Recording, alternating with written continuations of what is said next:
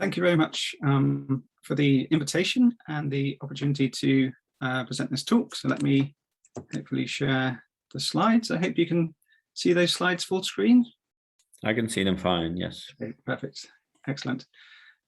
So I don't see the chat window or the hand while presenting. So if there's an urgent question, please do interrupt and let me know if the chair could kindly do that. So it's my pleasure to open this workshop of ECC STAR with a talk on the future strategy for accelerators as outlined in the European update for the particle physics strategy.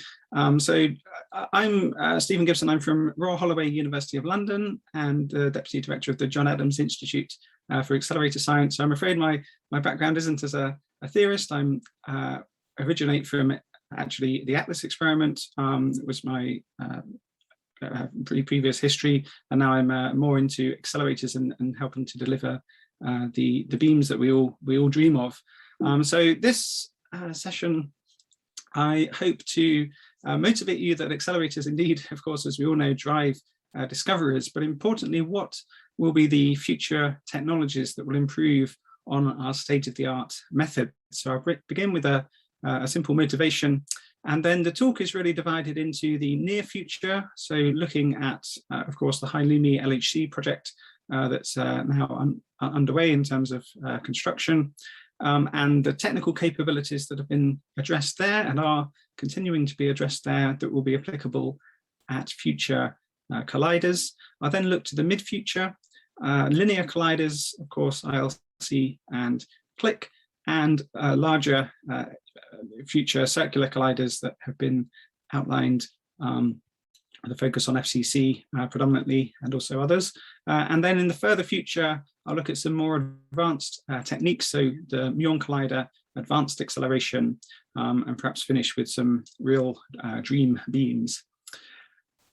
So as we all know, the motivation is to address the fundamental questions of particle physics that we're all familiar with. Many are listed there, and accelerators, of course, enable us to collide particles with two very important parameters: the energy to create new massive particles and ultimately probe matter at the smallest length scales. So you can see a little cartoon of the scales that we can approach down to less than 1 atometer at the quark level with accelerators. And of course, the other important parameter is the luminosity required to observe these very rare processes. And the luminosity is indeed dependent, of course, on the number of bunches, the number of particles that we can squeeze into the accelerator itself, and ultimately the size of the beam at the interaction point is the very important parameter to determine the instantaneous luminosity of the machine. Now, advancements in accelerator technology have driven discoveries. So some examples of that, of course, being the discovery of charmonium and the Jabe site, and the tau lepton with the development of the electron-positron storage ring at Spear.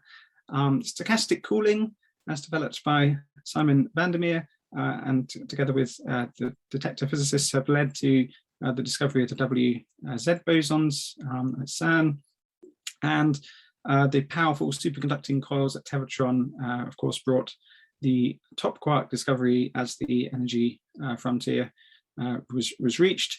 And of course, we're all familiar with the giant leap in energy and luminosity that then came at the LHC that rather rapidly delivered the long-awaited Higgs Inglet boson.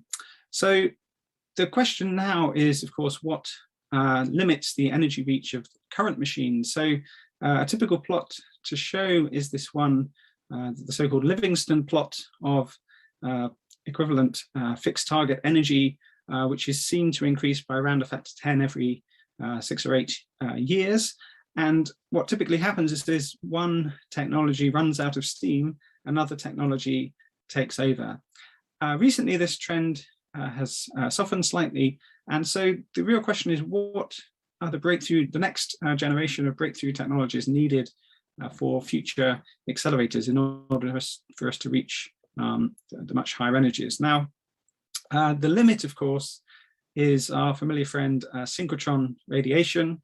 As the charged particles are, as we all know, accelerated transversely in the magnetic field, they emit synchrotron radiation, which has a very strong dependence on the gamma factor here, a factor of power of 4.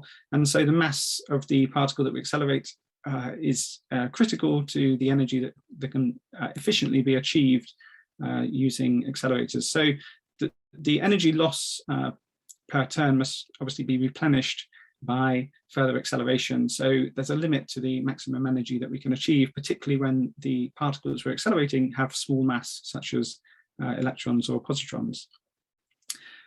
Nonetheless, electron-positron colliders have been an incredibly important and vital part of the build-up of the standard model of particle physics. So LEP was, of course, the beautiful predecessor of the LHC, developed to probe the electroweak, the Z, particularly the Z boson, and I was quite excited while I was a summer student at CERN in 1999 to see the LEP break the 100 GeV per beam energy at that collider.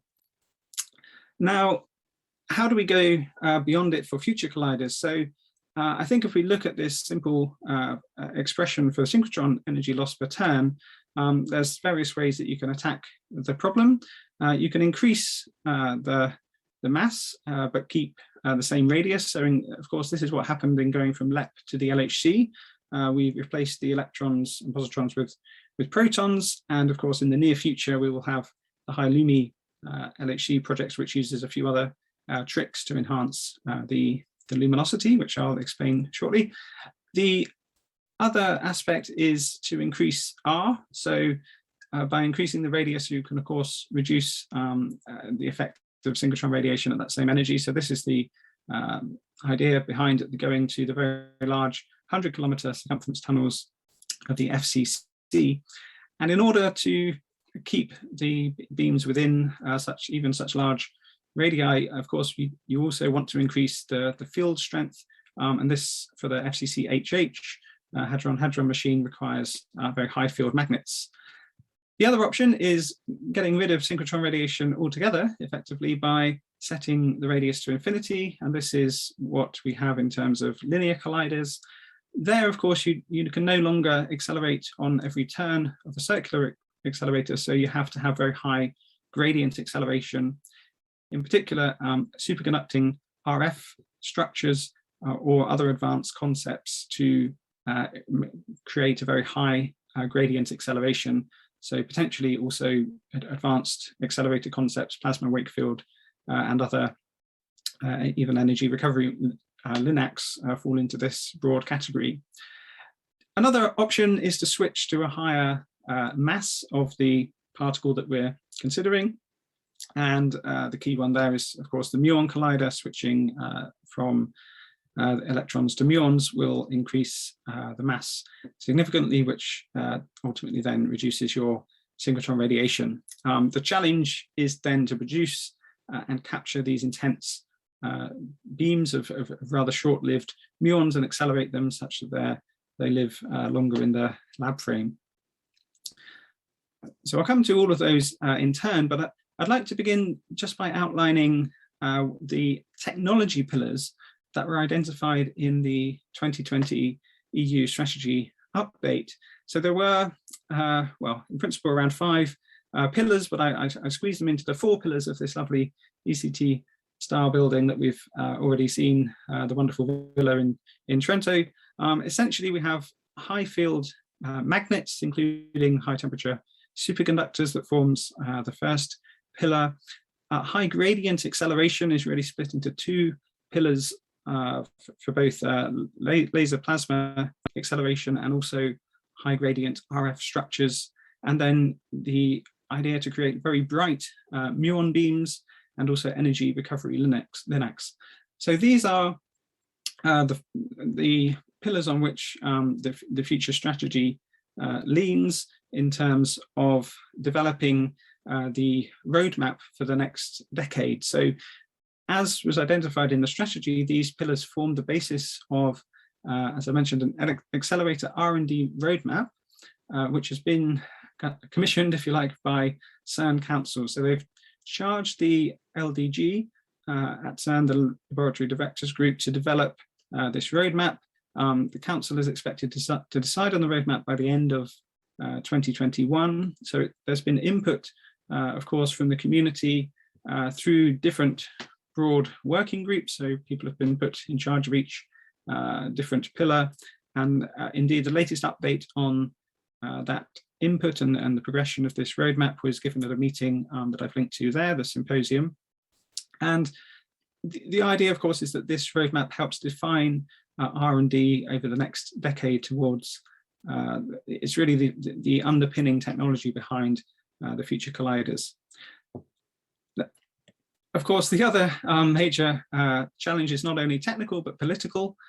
This was an interesting quote from a British politician, Lord Elton, during the debate on whether or not to build the LHC. So he said, "My lords, can my noble friend tell us what a Large Hadron Collider is and whether a smaller one might not do?"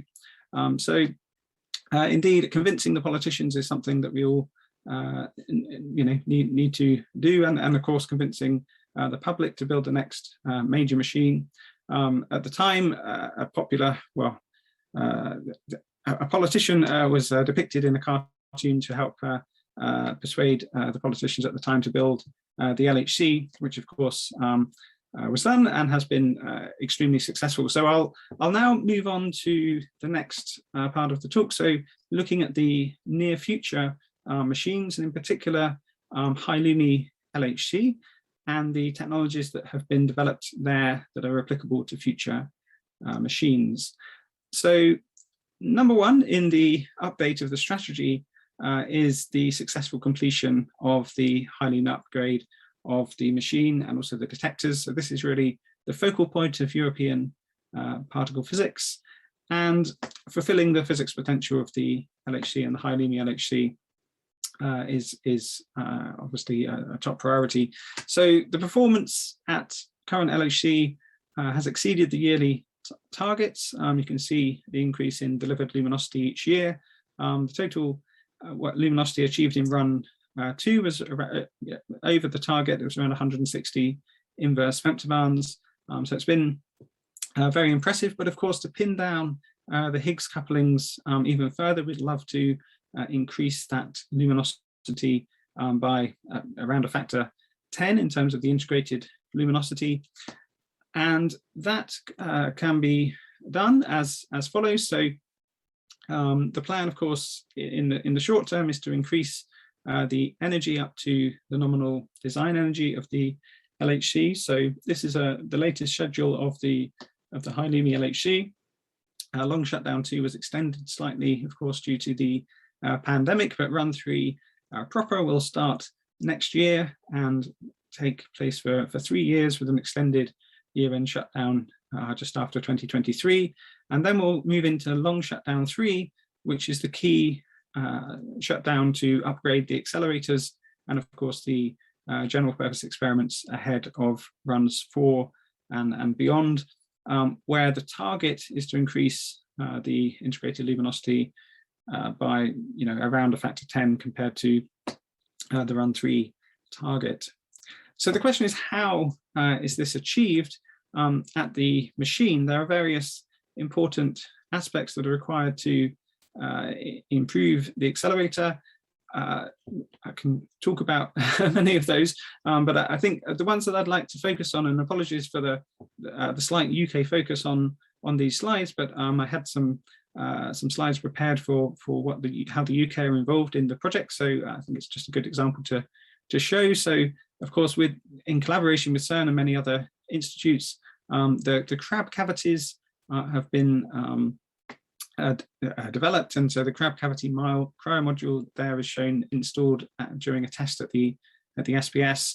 So the UK has been involved in various things: crab cavity, cryo module construction, collimation efforts, so looking at cleaning of the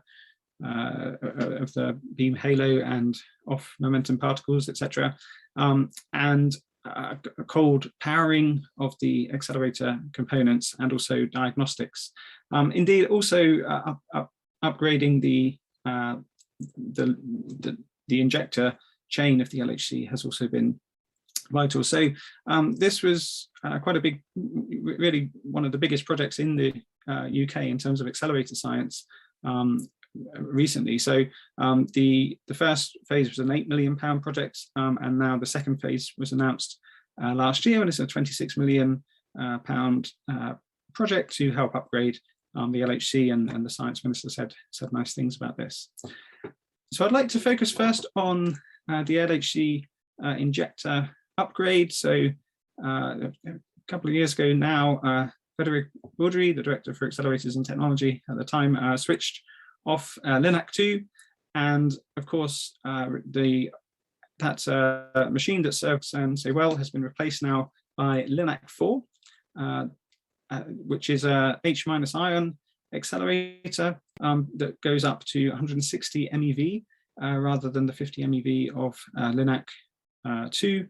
And the benefit of using H-ions is the charge exchange injection into the proton synchrotron booster. So this enables the phase space painting into the initial stage to achieve a much more brilliant beam for LHC. So by reducing effectively the emittance at the start, this aids the overall accelerator and the beam parameters that can be achieved. So this is now fully operational. It's been commissioned over the past, well, really a couple of years, and is now supplying ultimately protons for the whole chain very, very recently.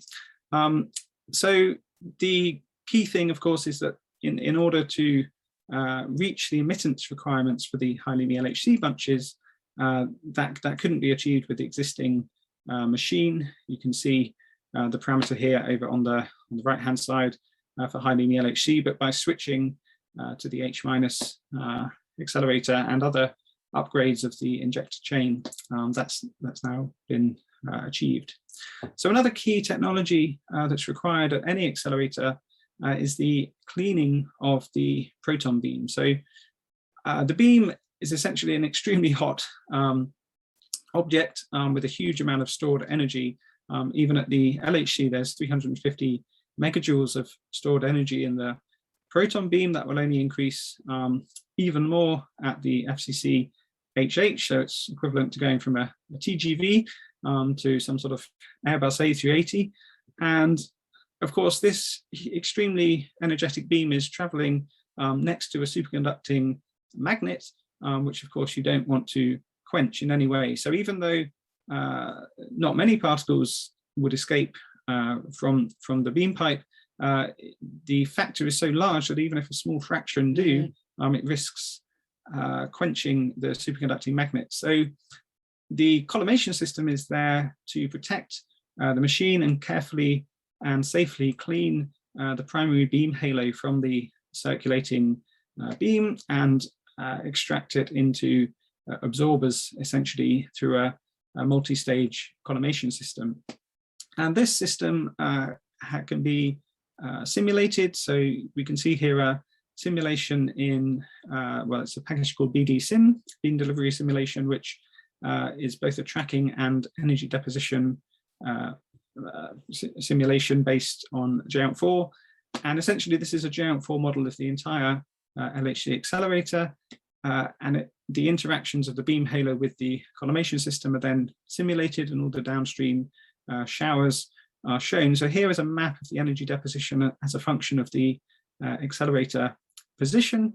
And you can nicely see that the main peaks are in the black collimators and rather few in the colder regions where you don't want the energy deposition to be.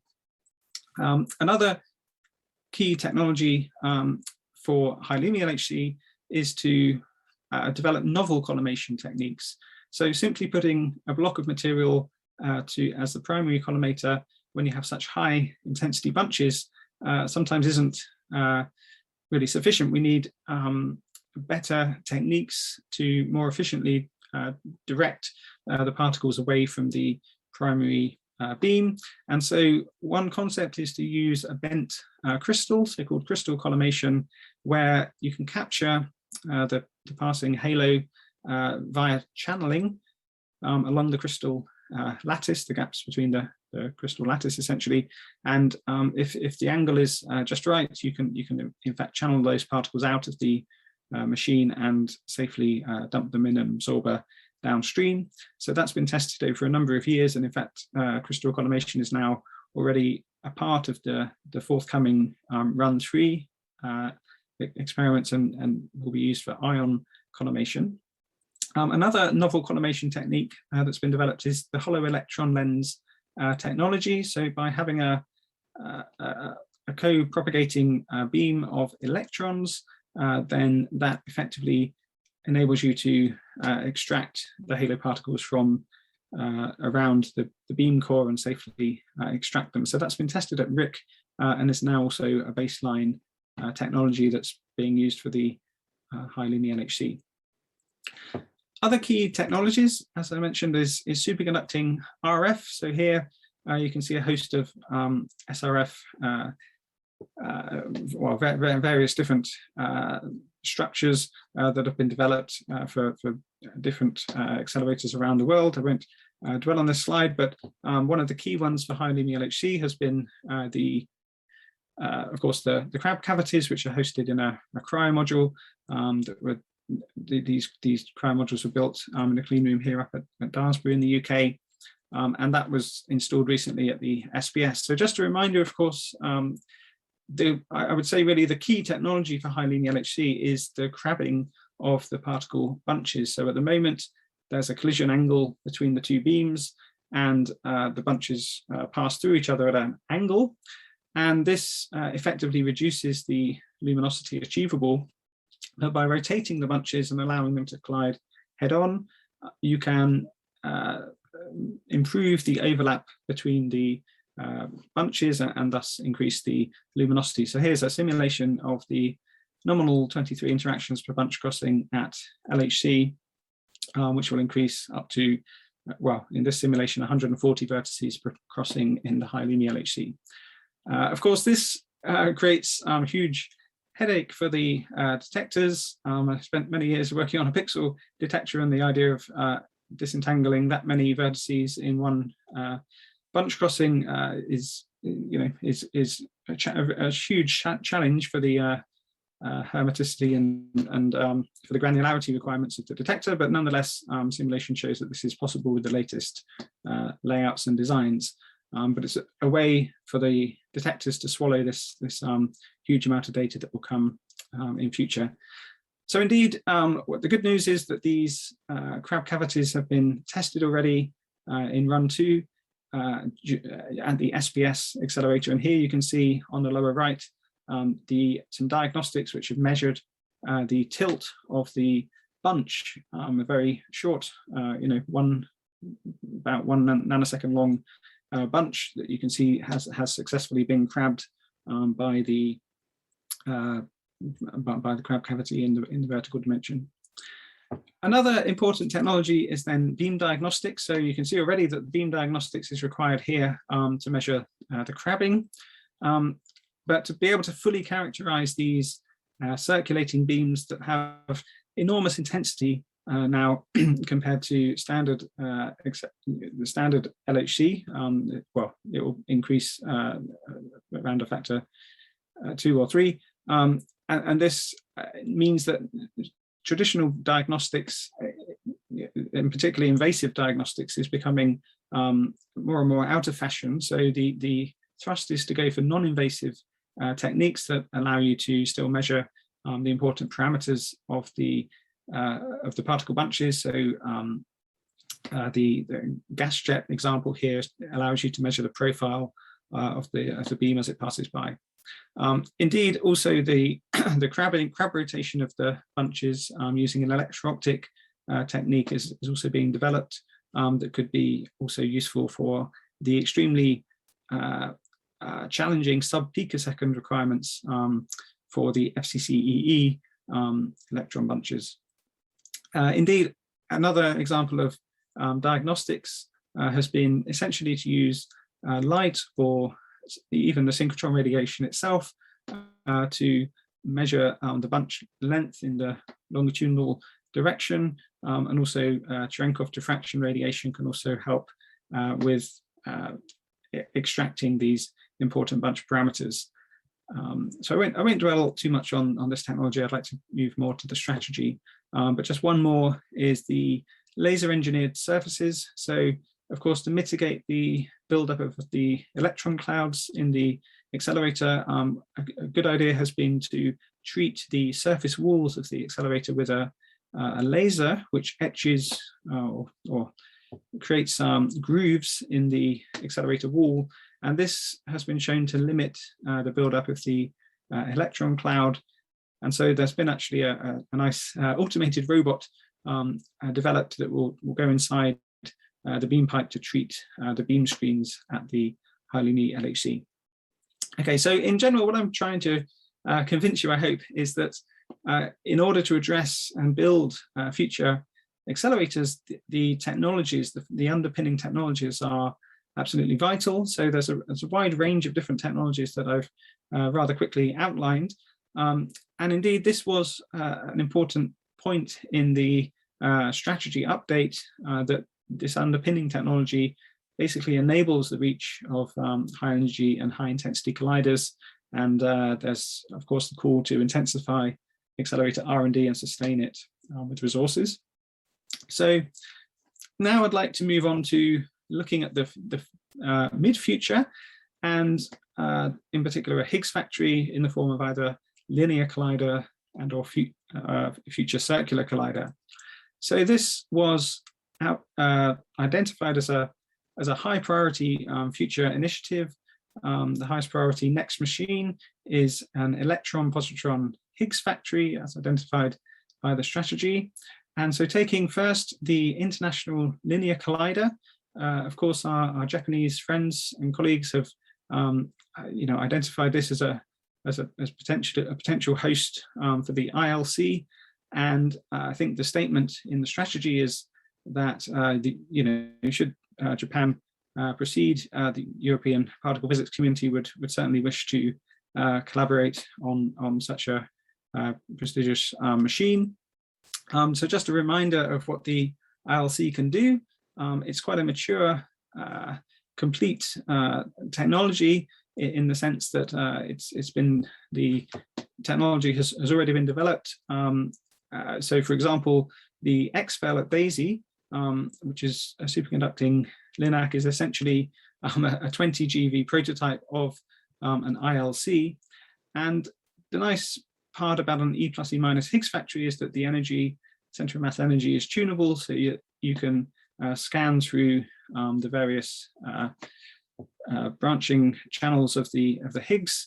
The original concept was for two different potential energies. So for Higgs Strahlung production, you need a machine of around 250 GeV to produce this channel, and for double Higgs production, to probe the Higgs self-coupling, a machine up at around 500 GeV or so had been proposed. A while ago, there was a proposal to stage the machine. So rather than going straight for a 500 GeV machine, to first begin, for cost reasons, with a 250 GeV machine. So you can compare some of the beam parameters here on the right-hand side. But nonetheless, some of the ones which impressed me the most is actually the challenge of then making the bunches collide with each other. So the vertical beam size at this ILC is at the level of a few nanometers, and this is exceptionally challenging. So it's like firing bullets to hit in the middle, except of course that the people firing the bullets are on different planets. So it requires incredibly precise both beam measurements to identify where the particles are on average, and then also a very fast feedback system on nanosecond timescales in order to correct, for example, the next next bunch coming in and ensure that the beams stay on target. Some of the diagnostics for that, for example, have been laser wire diagnostics and very fast feedback, and also for the very nanosecond, for the nanometer level precision. There's a technique that's a cavity beam position monitor, which allows you to essentially monitor the lateral position of the beam within the accelerator extremely precisely, effectively by using a resonance of this cavity. A particle going in through the middle generates a monopole mode, whereas if it's offset, it generates a dipole mode. And using this sensitivity, you can achieve, it's been shown, resolutions of around 20 microns or better. So these systems have been built and tested, particularly at the Accelerator Test Facility 2 over in KEK, and proven as a demonstrator for the final focus system of the ILC. So where are we in terms of the actual realization of such a machine? So ICFA, the International Committee for Future Accelerators, announced a new phase towards preparing for the ILC back in August of last year, which was to set up this preparatory phase for the ILC project called the pre-lab. And initially a directors group to develop a proposal for the pre-lab. So here you can see this, we're now at the start of this process. So the charge for the working group in this international development team was to essentially prepare a document for submission to the Japanese MEXT ministry in the context of a bid for pre-lab funding. So this was proposed last year for summer this year. And indeed, the proposal has now been written, so you can find it at this DOI. And it goes through various broad concepts of such an accelerator in the Kitakami mountain region in Japan. And obviously you can see the various work packages of this accelerator proposal. So it's a beautiful region. Here's an artist's impression of what the ILC might look like in the mountains in Japan. So for now, of course, it remains an artist's impression, but we very much hope that the next stage would be hearing how this proposal fares when it's considered within Japan. I'd like to then move on to the next accelerator, so the compact linear collider. This is essentially, of course, it's a straight accelerator, but the key difference is that instead of using the superconducting technology of ILC, there's a dual beam, drive beam technology that transfers the energy from one beam to the main beam. And again, this is a project which has been proposed in various stages up to a multi-TV machine. So initially operating at the 380 GeV required as a Higgs factory, but ultimately could be upgraded to a much higher energy accelerator. Here you can see the layout for Click 380 would fit almost within the LHC ring at CERN with an IP in the center. The key technology has been the drive beam technology that's been demonstrated already at the Click test facility at CERN. So here you can see a fairly interesting picture of the high frequency RF, so X-band drive beam technology that's needed, and the beam parameters are shown there. So there was a big collaboration behind this. It's been a project that's been already active for many years. A conceptual design report was in 2012. A project implementation plan was released in 2018. And obviously it's still there's some way to go into. There's the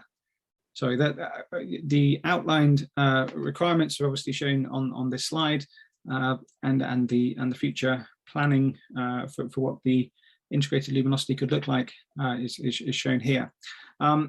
So the European strategy was rather careful in its formulation. It obviously highlighted that a Higgs factory, and E plus E minus Higgs factory is the next big machine. So CLIC wasn't excluded, but at the same time, there has been quite a clear emphasis also within the strategy for a 100-kilometer collider. So let's look now at that update. So the wording in the strategy is shown here. So it's talking about a center of mass energy of at least 100 TeV as an electron, positron, and electroweak factory as the first possible stage.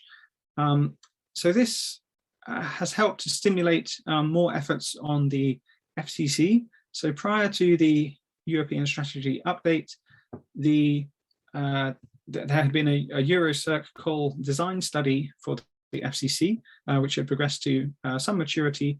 But since the, if you like, the key statement here in the strategy pointing towards an FCC as the next big machine at CERN potentially, then that's helped to launch the FCC Innovation Study, which launched just after the strategy update in November of 2020 last year. And this helps to begin to address this mandate from the strategy update to basically deliver a conceptual design and implementation plan for an FCC. So initially consisting of an FCC EE, electron-positron collider, and ultimately moving to a hadron-hadron machine as the strategy has outlined. And of course, there's also studies for the EH collider.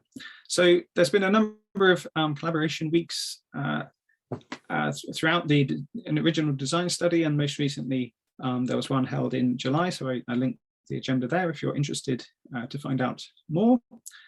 But nonetheless, it's a incredibly impressive machine. So it looks like it would fit just neatly between the Jura and going around the Selev Mountains on the far side of Geneva. So it's an incredibly large machine, 100-kilometer tunnel. This is for the HH design. You can see it could reach with protons a collision energy of 100 TeV if the dipole field is using the high field technology reaches 16 Tesla. The stored energy, as I mentioned, is also colossal. So this scares the physicists in terms of the stored beam energy, but nonetheless, the collimation techniques that I outlined earlier help to go some way to containing this impressive device. So there was one a collaboration week that took place in the Netherlands in April in 2018, and indeed, I think the Dutch press caught on to the ambitions of particle and accelerator physicists and asked what the largest particle accelerator on Earth might look like. And of course, it's a rather nice picture to see this one going around the whole world. But nonetheless, the one that has been proposed is shown here. So the FCC week that was held recently, it's in June. It was covering the end of June and July this year. It shows here. So we have a FCC EE as the Higgs factory that allows you to probe first of all going through the different electroweak poles and basically study each in turn. So it's still a relatively low energy machine compared to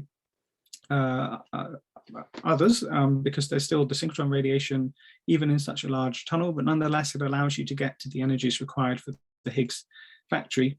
And then the next stage would be to reach much higher energy using the hadrons with other ion and EH options included. You can see the first stage, the EE collider parameters shown here. So operating at the different poles, as I mentioned, here you can see the parameters for each of the operating points. And yeah, I think these parameters look, obviously they look achievable.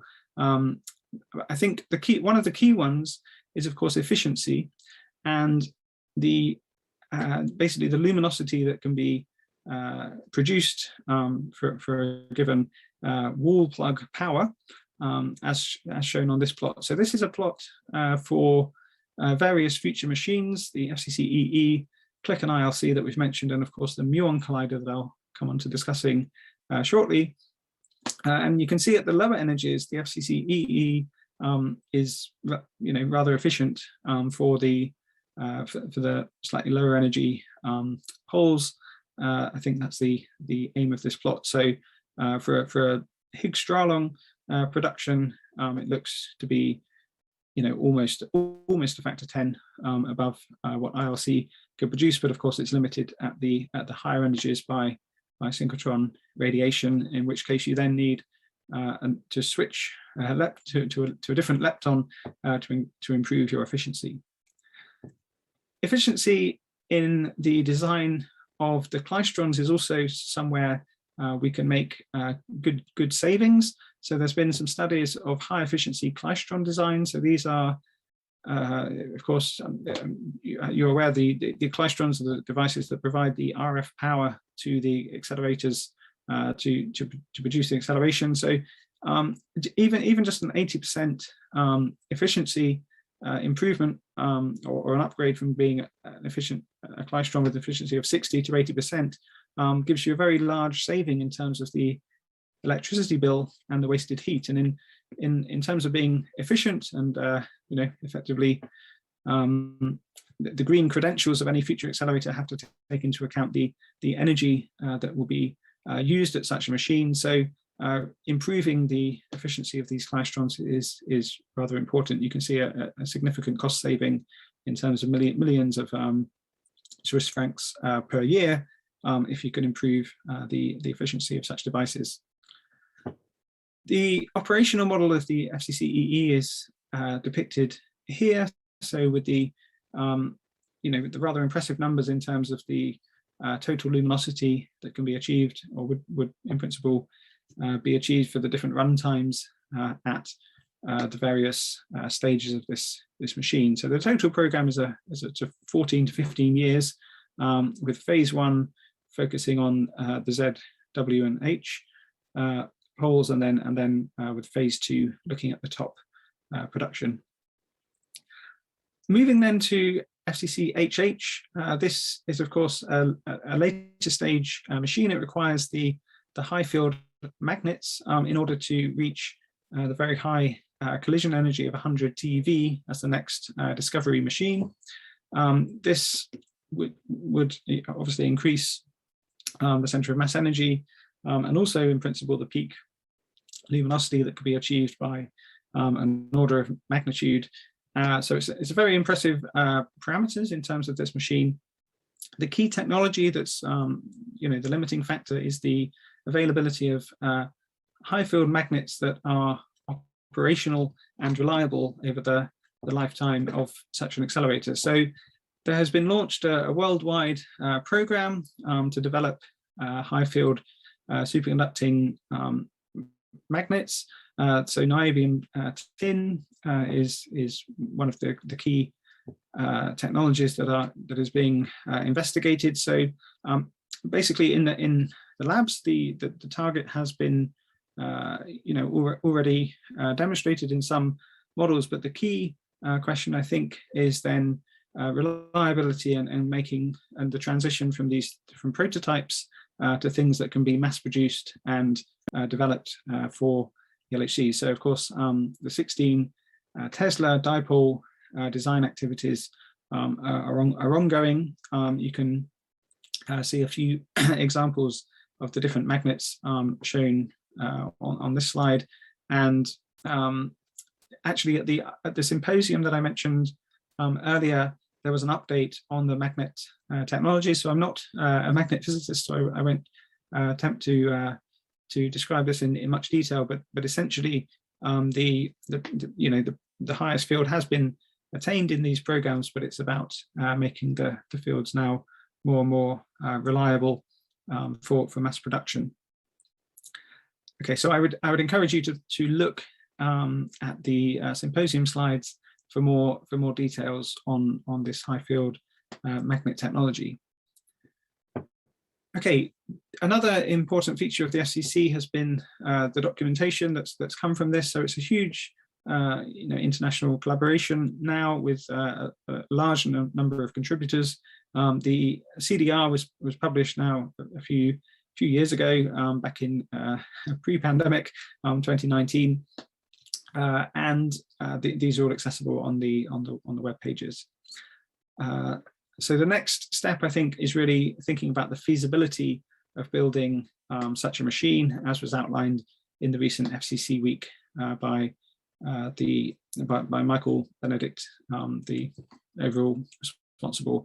So what would the timeline look like for this feasibility study? So the aim of the innovation study is basically to assess the feasibility and produce a report. So this is what's the work that's currently ongoing in terms of the fundamental design and investigating the risks, the environment, and then a detailed design phase leading to a report by around 2025 with a project cost update. So this has been stimulated by the European strategy update and is the next phase. So hopefully by 2025 we would have a very strong and clear idea of the feasibility of such a machine.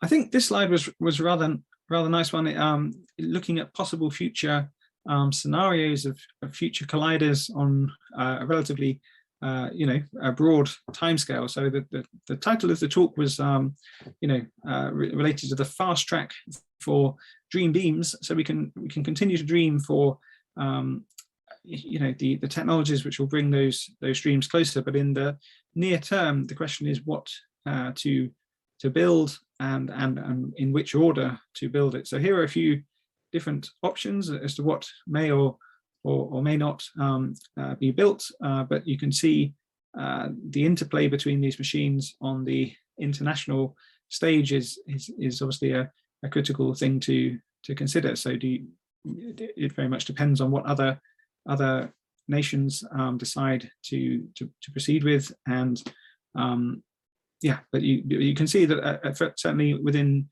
Europe, the key machine for the next decade is the hydrogen LHC, but beyond this, there's the options, of course, of CLIC or FCC-EE, but that could, in principle, if a decision was made by, say, shortly after the feasibility study in 2025, the tunnel could be built and FCC already operating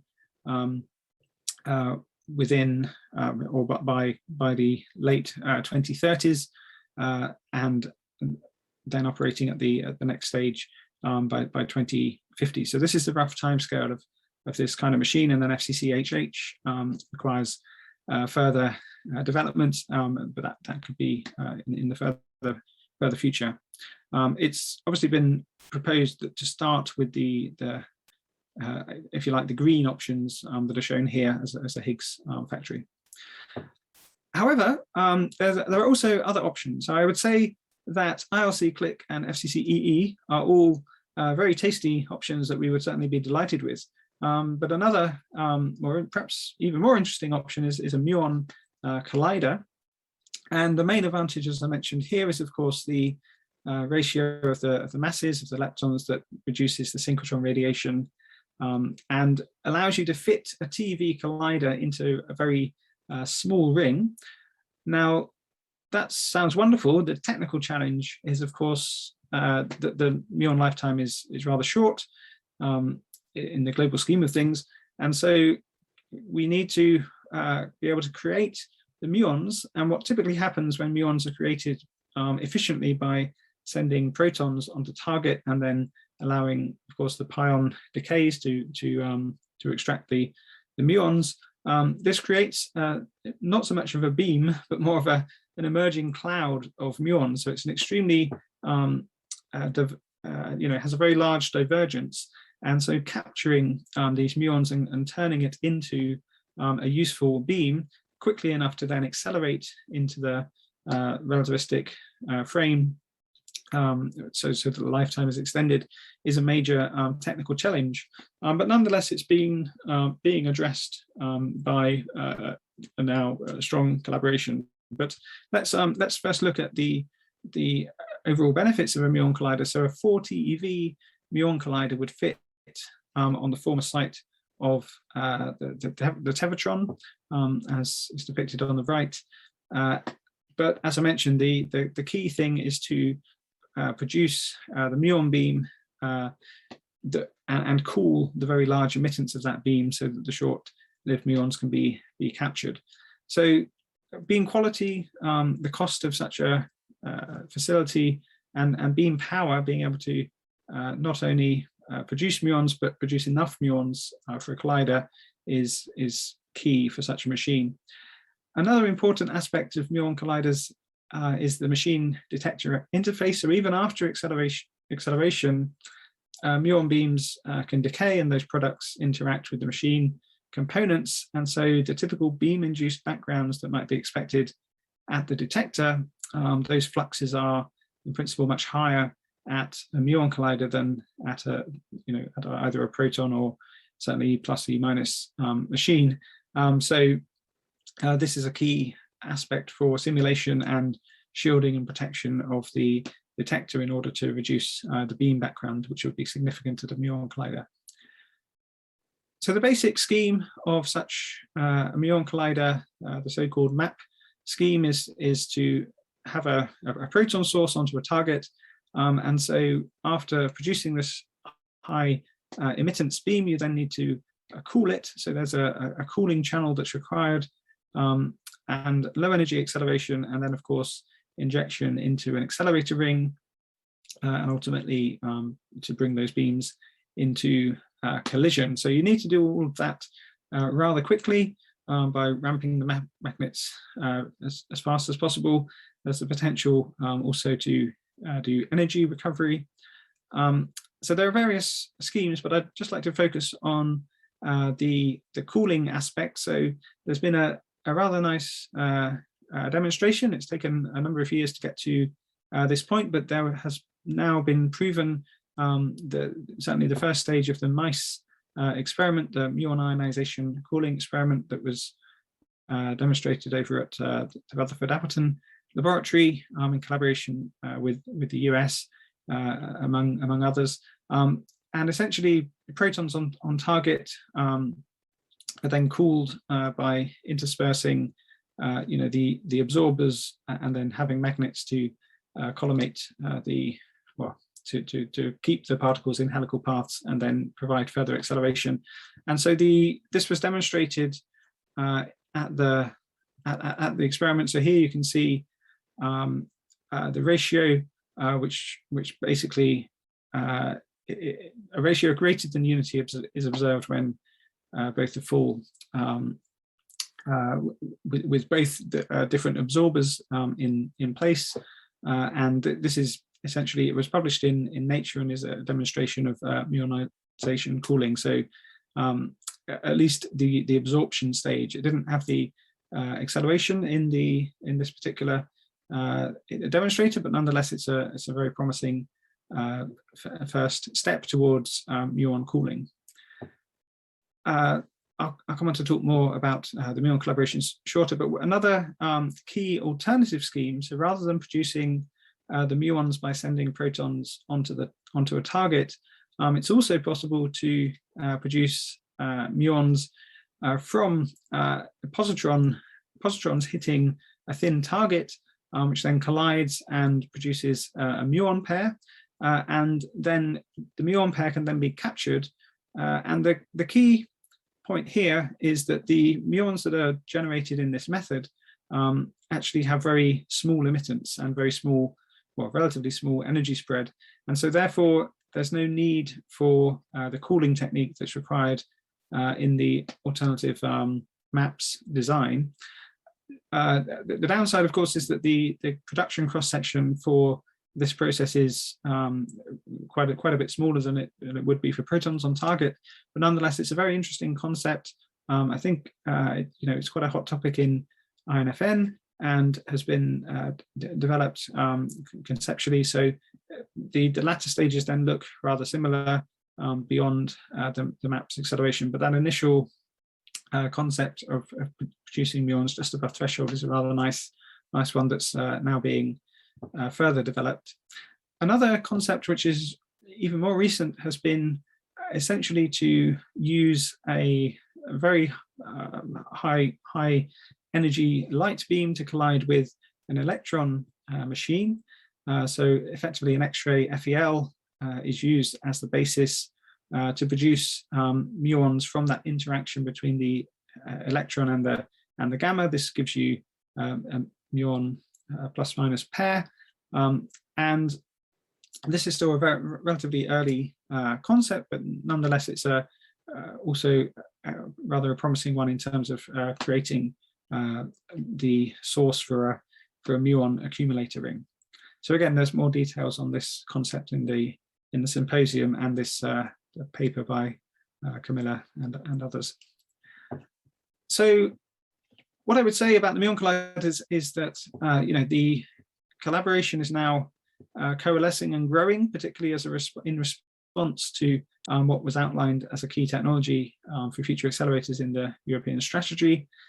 So this Muon Collider collaboration has begun to meet, I would say, in earnest this year in particular, and there's been various collaboration meetings or community meetings, the most recent one in July, and this the options, I think their main focus at the moment is on the MAPS scheme as what might be called the baseline, but other schemes are also under investigation. But Daniel Schulte here outlined the options for progressing with a 3 TeV Muon Collider as, if you like, the first stage. There's also plans for potentially a 10 TeV Muon Collider, but here you can see the timescale is ambitious, but still certainly one that's been considered and looks possible. So this could be a relatively fast track development towards the beginning of construction in only 17 years from now. So the baseline design is already being prepared, and so if that can be completed, say by 2026, and optimized, then construction could begin within 17 years. Again, the key selling point, I suppose, for the Muon Collider is that it allows us to reach the much higher energies than is really achievable using just a linear collider such as CLIC or the ILC. It allows you to keep on increasing to higher and higher energies as you because the luminosity per beam power increases with the energy in a Muon Collider, whereas it's limited in the linear colliders. Okay, I'd like in the final part of the talk just to now start dreaming a little bit bigger. So the key question for any accelerator is how to improve the accelerating gradient beyond what's conventionally achievable with standard RF technology. So even with CLIC, which is a very advanced standard technology, that can only achieve around 100 megavolts per meter. So if we could improve on this, we could get to much smaller machines in principle. And so there are various, if you like, tabletop accelerators. I think it will be a rather large and long table, but nonetheless tabletop accelerators that can be considered. One of the first here is the dielectric laser accelerators. So here the concept, as is shown on the finger of this gentleman, I think, developed by the team at SLAC, has been to use a transverse laser to illuminate essentially a grating, and the actual electric field at optical wavelengths is then applied, because it's a transverse wave, it gives you acceleration tangential to the gradient, to the grating direction. And so this has been shown to produce very high energy acceleration. Of course, there are still issues in terms of the energy spread of such a device, and indeed staging, putting together lots of different such devices is the next challenge to be addressed for an operational accelerator, but certainly a very interesting and key concept. An alternative is to, rather than using such small devices based on optical wavelengths, to ease the manufacture, it's been proposed to build structures that operate at terahertz wavelengths, which allows you to operate more on the millimeter scale for devices. And indeed, there's been a few recent demonstrations of terahertz accelerated beams. So far, the absolute magnitude has not been obviously as large as needed, but the gradient has been rather impressive. So that work continues.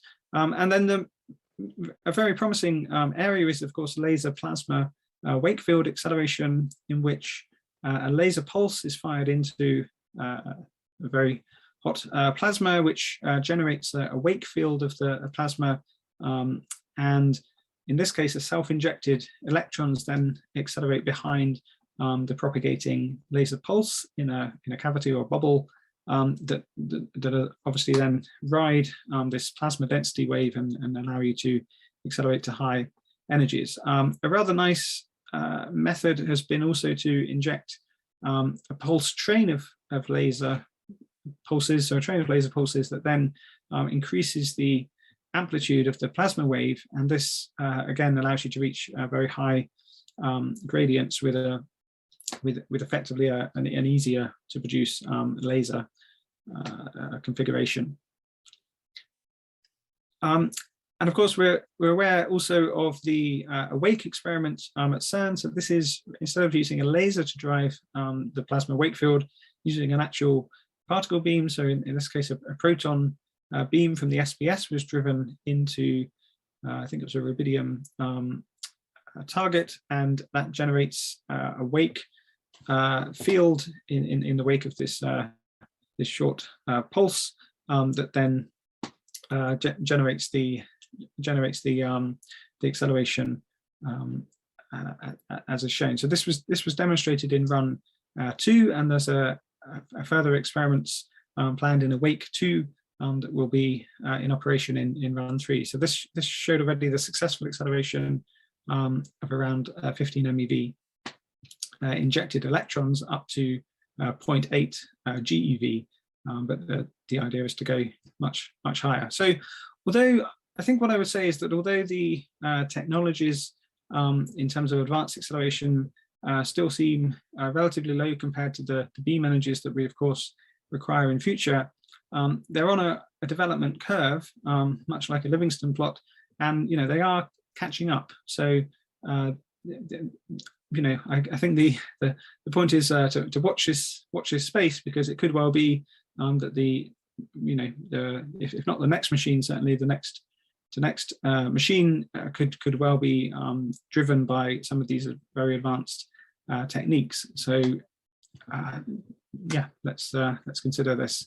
Of course, the devil is in the detail, and thinking about the size of such an accelerator of all the ones that we've mentioned so far, you can see a comparison on the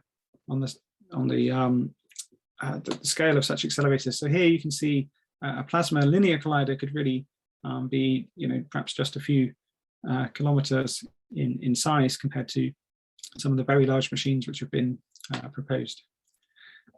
I'd like to conclude with one real dream beam, which has recently been proposed on the archive by our good colleagues, including Frank Zimmerman here. So this is for an accelerator, a very high energy hadronic collider on the moon that would go all the way around one of the great circles of the moon. So there's been rather an impressive machine that could in principle reach 14 PeV. So this is, I think, a slightly tongue-in-cheek study, but nonetheless, it shows the ambition of accelerators, and in particular, this rather nice comment in the abstract that a circular collider on the moon, CMM, would serve as an important stepping stone towards a Planck scale collider sited in our solar system. So indeed, physicists and accelerator physicists can dream big, and I think with the technologies that are being developed, anything anything could be possible for future generations. I think time's clearly up, so I will conclude there, and feel free to open the floor to questions, but I'd just like to outline, again, thanks to the organizers and to all who have contributed slides for the talk. And I think, overall, much progress has been made, but further innovation is needed to address the challenges of future colliders. So I'll stop there and open the floor to questions. Thank you very much. Thank you, Stephen, for a very complete overview of many things that are ongoing in this area. I see Roberto raised his hand already. Yes, congratulations, very nice talk, and I'm glad you are transmitting from Royal Holloway, since I spent 3 years of my life, or my research life, there in the early 80s. Brilliant. Yeah. Okay. Now, I have a couple of questions, or if you like, subjects for discussion. Muon Collider. It is a very interesting machine, of course, even if maybe it's not so small as in the picture that you've shown, because at the end, to have high energy beams, you need in any case some large structure. However, you mentioned the nice idea of getting the muons from the plus and minus collisions, which is the lemma concept, which, however, in the last couple of years I've seen has lost a bit of momentum, basically because there are less and less people on the NFN side working on that, which is just a matter of life. Okay, the issues there is that clearly the concept is nice, you solve the problem of the mittance. However, you need to have luminosity at the end of the day, and the difficulties there is to get a decent luminosity. You have to invent tricks and so on. So the problem for the moment is still conceptual, is not completely solved, even if it is a very nice idea. But I mean, I see the community decreasing, unfortunately. So all the momentum on Muon Collider, the human resources momentum for the Muon Collider, I see on the map option, where you have a Proton driver and whatever. But there is the issue of the cooling. You have mentioned the mice experiment, which had at the end a nice result, but it was just a conceptual test, because if I remember well, it's just an handful of muons that have been cooled. And again, you need to continue and really demonstrate that the cooling is feasible. So I arrive to the question, do you see the community working on that in UK? Because it was, I mean, a UK-based project with the help of the Americans. So you see that community growing, because this is a requirement if you want to progress on that, because really the cooling of the muons is the point there. And I mean, you have shown this map with the time scale and so on. So for the demonstrator, having a demonstrator, and at the end of the day, having a mu plus, a mu minus in collision, at least at low luminosity, but doing that, I mean, it is the prerequisite, because I mean, otherwise, so I mean, are people really, is the community growing up, at least on the British side? So Roberto, thank you very much for the fascinating question and overview, and I agree completely with everything that you've outlined there. Indeed, the lemma scheme, it was a very interesting proposal that was put forward, I think in 2019, at least that archive paper was dated from then. I agree, sadly it's not got as much momentum behind it now, and I think you've outlined perhaps the reasons. I think the luminosity of such a machine is of course key, and the cross-section is relatively low. So that's perhaps one of the fundamental limits of such a concept. But of course, there might be good ideas about that. So indeed, yes, the logo here from the Muon Collider International Collaboration is relatively new. And I would say that the community actually really is growing in response to the mandate by the European strategy to look into such a technology further.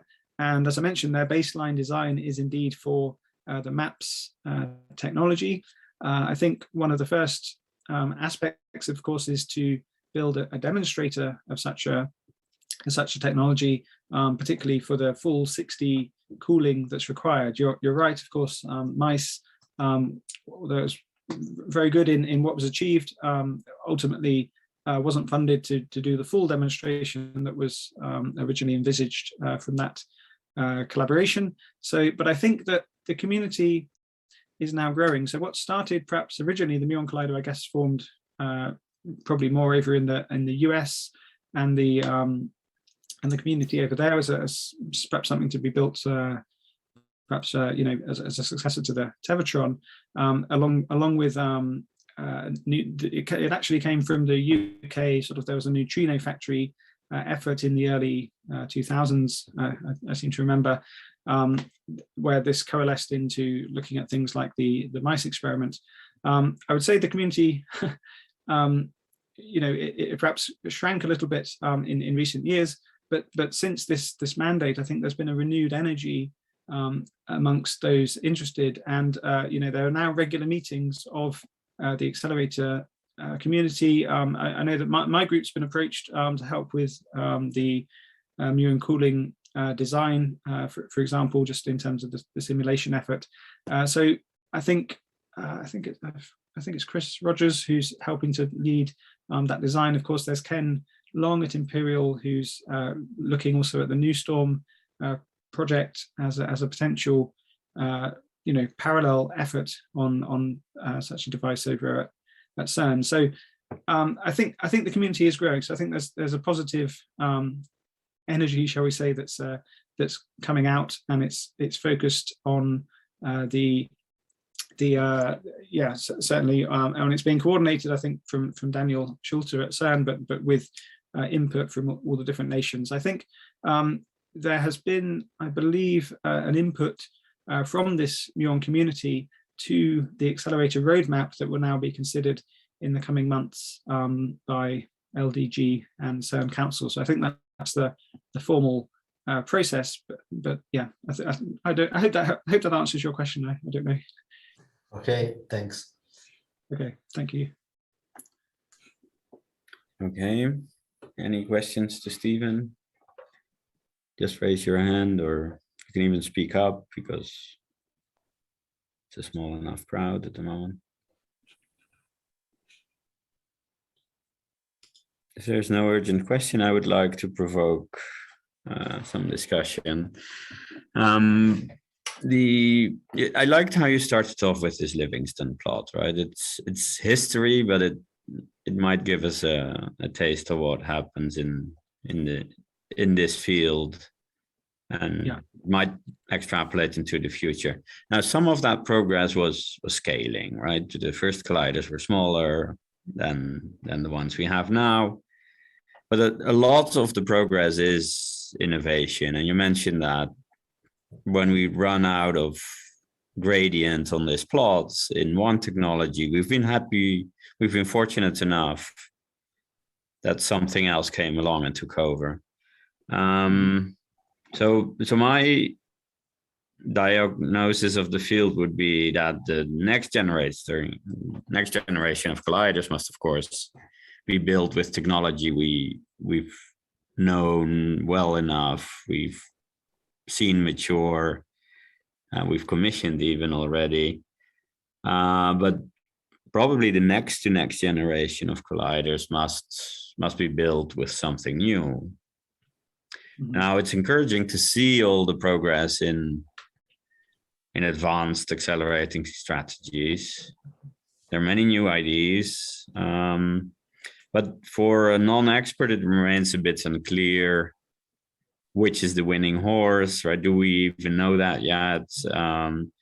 Is there enough funding flowing into this that we could tell by the next strategy where the bet of the field should be? Should we invest in plasma Wakefield? Should we really get this Muon Collider effort going to the level that it could make enough progress? The strategy, I think, is political, right? It lists the options, but it doesn't really single out one path into the future. Do you dare to present maybe your personal preference or your personal view on this? Well, that's certainly a provocative question. No, thank you. It's a very good point. So the clear indication from these Livingston plots is that, of course, we need new technologies in order to drive the next generation of colliders. What we can currently do with superconducting RF technology from either an ILC or the other more standard options, as I mentioned with the ice cream cones, you need something a little bit more exotic for the next generation. So I think I would be slightly political in saying that I think you can certainly do both in terms of the Muon Collider alongside let's say advanced plasma type acceleration or even dielectric. So I think the grouping of advanced acceleration in terms of laser plasma, proton driven plasma, or dielectric or laser Wakefield has been something that's growing in terms of community. Certainly I see that within the UK. I think however, the community is still relatively spread out, so it tends to be smaller groups working relatively independently. And I think certainly within the UK there is the push to get the groups interacting more together and forming a broader community and a roadmap of this advanced the advanced techniques to have more coordination. And I think doing that will allow us to then identify the correct steps going forward. So my preference would be for more people to be working together within the advanced community. So we've seen that already with the Awake project is an example of a large collaboration that's worked rather well. It's been successful in obtaining funding, but doing that also with laser plasma and the other dielectric concepts is important. But there are fundamental limits to all of these technologies, but also very bright ideas that are coming out. So there's one method called the Trojan horse method that somehow hides it's a bit detailed, but it's a method that's a laser plasma method that looks rather promising in terms of beam energy production that was relatively recently funded by STFC. And so I think there are some very promising concepts that could push that technology forward, but there's a difference really in terms of the applicability of these different technologies to certain concepts. So of course, as particle physicists, we're after the big next collider. I think what can happen with these types of technologies that they're developed, perhaps with the collider in view, but ultimately they then get diverted into something else like a portable X-ray source or something a bit smaller, because the key issues are staging. And so I think having a community to address these, to really identify the key challenges that need to be addressed by the different technologies, and then developing literally, I guess, a roadmap towards that is important. So that process has begun. I think there has been a community recently formed for terahertz acceleration in the UK. I know it's also, I think, quite strong in Germany. And so, yeah, I think more coordination there is needed. I personally find the Muon Collider a rather fascinating option. I mean, the one perhaps to be, you asked me at the beginning to be provocative. I mean, the other key thing, particularly with the global situation as it is now following the pandemic, is convincing the public that particle physics and investing in the next big collider is an important thing to do, as humanity, compared to other major investments. So I think being sensible about the cost scale that we can realistically afford to convince our funding agencies collectively that this is really important, and certainly for theoreticians to say we to motivate these different machines, I think, is also the next big thing that needs to happen. What's the theoretical motivation to go to 100 TeV machine? Should we be focused on the understanding the Higgs in a bit more detail? So perhaps I'll leave it there, because I can see another something that's popped up in the chat. But yeah, I hope that helps to start discussion, perhaps. Yeah. Roberto with Franceschini.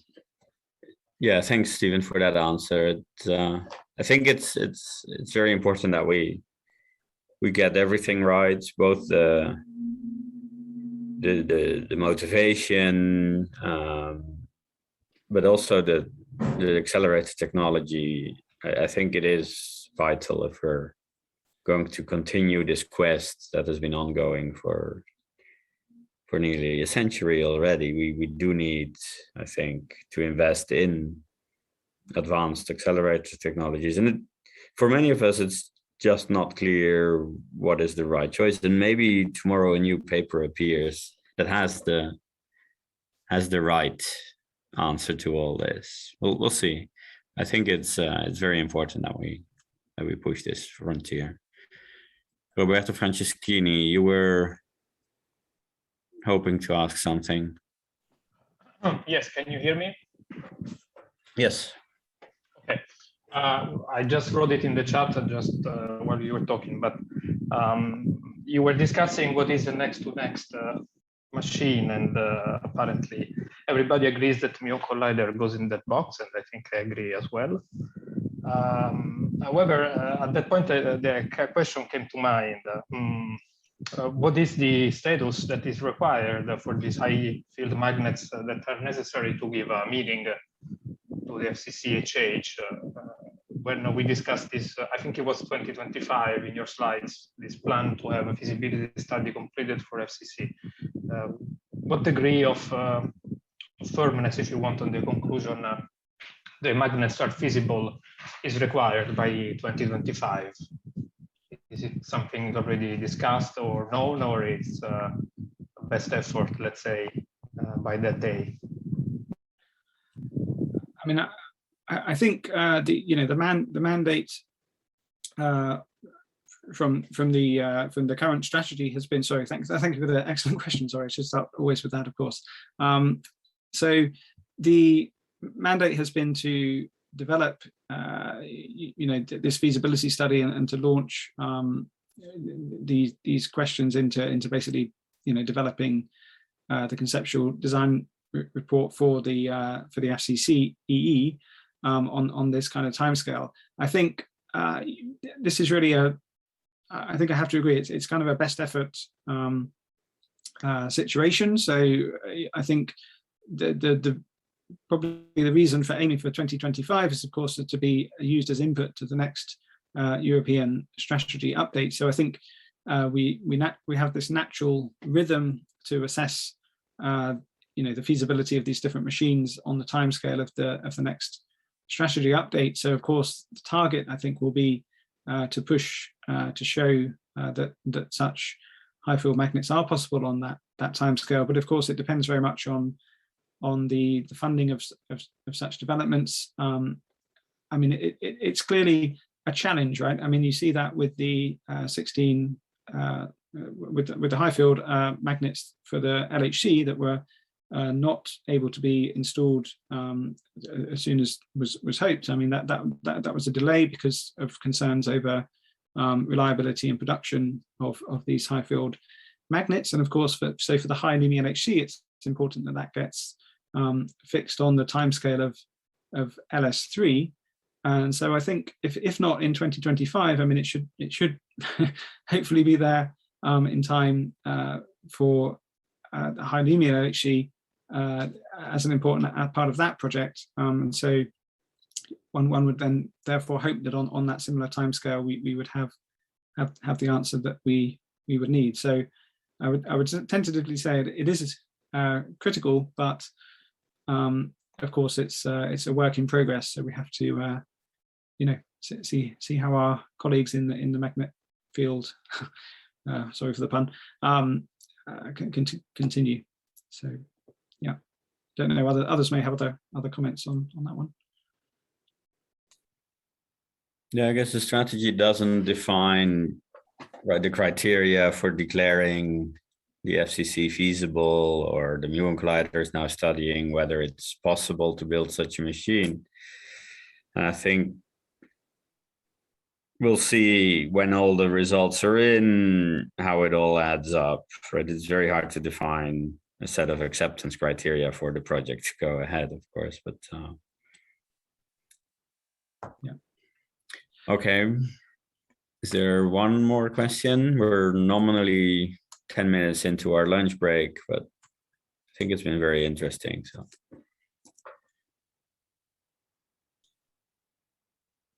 Okay. I think that's it. So we should thank Stephen again. We'll resume after this long lunch break that we have today at 3:30 with Astroparticle, and the Bruno Tuschek story is also in the afternoon. So I hope to see you all back after the break. And thanks everyone for connecting, and thanks Stephen for the excellent talk.